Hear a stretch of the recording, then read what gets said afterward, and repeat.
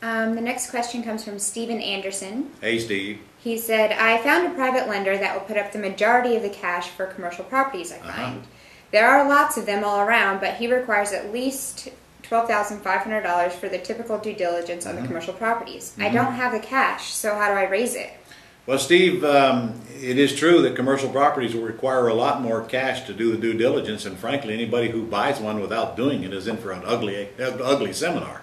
Some of the commercial properties that I've purchased cost $30,000, $40,000 worth of due diligence to do, and it's a risk that you take as well, because a lot of the deals don't go through because the due diligence doesn't pass the muster. So if you're going to get into that world, you need to be playing in that field, and frankly, if you don't have the money to get the due diligence done, you probably shouldn't even be playing in that field yet, or you're going to have to get somebody to work with you and share the pie with them in some way, and they're going to have to take that risk. Because I'll tell you, when you're putting up earnest money deposits on commercial property, you're not at risk because you've got a time to do your due diligence and you can back out for any reason. I just backed out of an apartment complex this past week for $27,500 deposit I had up, but I knew that I'd get out anytime I want.